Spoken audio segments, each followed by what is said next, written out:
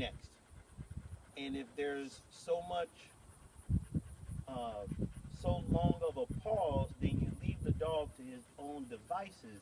And so that kind of happened to you today. So what I encourage everybody to do is to go on YouTube or Facebook or whatever whatever you have access to, and really watch a good IPO1 routine or just some good routines in general, and then that'll give you a better idea of the things that you need to do to make your picture better.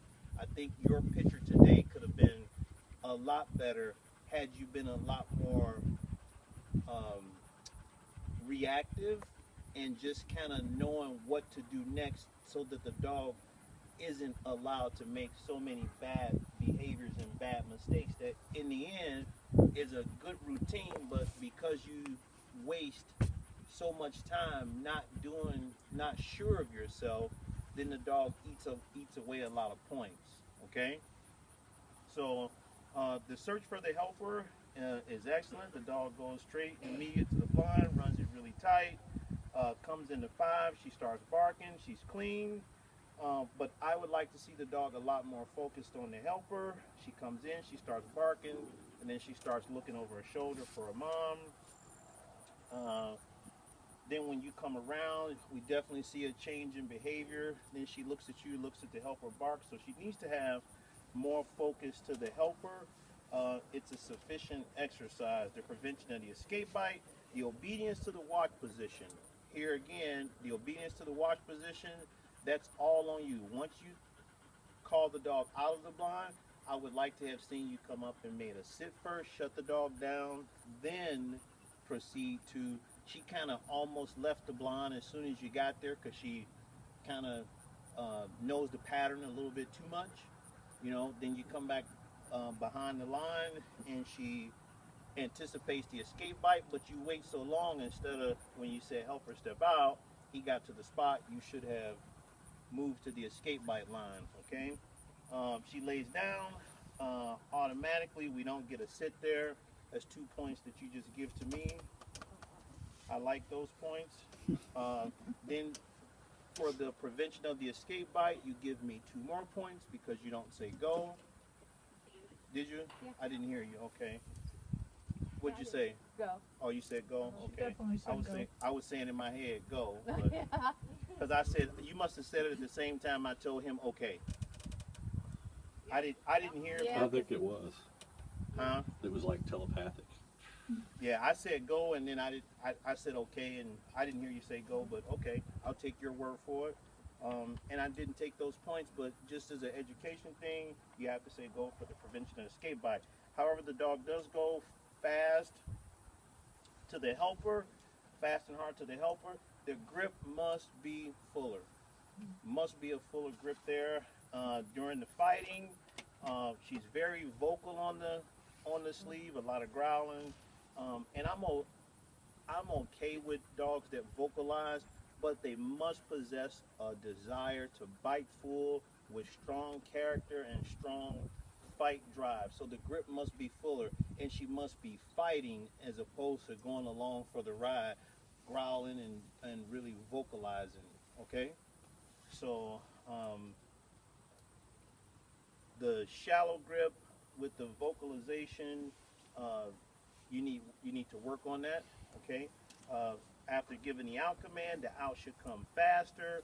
The guarding should be more intense. The barking should be more powerful and more focused on the helper. That's a good exercise. The defense on the attack, here this is where we run into a lot of problems at. She goes fast and hard into the helper. Again, the grip must be fuller.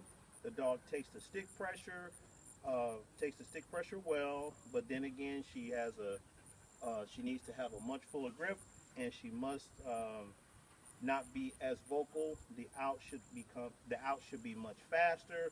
The guarding needs to be more focused on the helper, and then here she takes a dirty bite, jumps on, you come up. The good thing is she didn't give an out command. Had she given out command right there, she would have been done. So she did the right thing by coming up and saying sit. So once you start walking and adjusting judge signals to the dog goes. You cannot give an out command at that point. Once you get there, it's got to be sit or foos or something, but not out. So you did the right thing in that situation, and that saved you the day. It really did.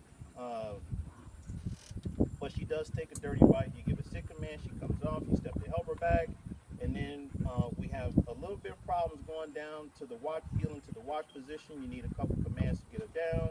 In the watch position, the dog must sit more patiently while in the watch position. She's pulling, pulling, pulling. You hold her. You have to wait for me to give you the signal to release the dog. You didn't wait. You just let her go. There is a distance that the helper must get to for IPO 1 where you let her go. Eric wasn't at the hadn't closed the gap yet, so her long bite was a little bit longer than what it should be. But you need to wait for the judge to tell you when to release the dog. The dog does come down the field fast and hard and powers through the helper, but again, the grip must be fuller. In the pressure phase in the drive, she's vocal. The out again must be faster, and then she jumps right back into the grip again, kind of gives him a little shaky shake, then she lets go. Then we need another. She thought he tastes like chicken. She jumps into him again. Yeah, chicken. Eric was chicken and gravy today. And a biscuit.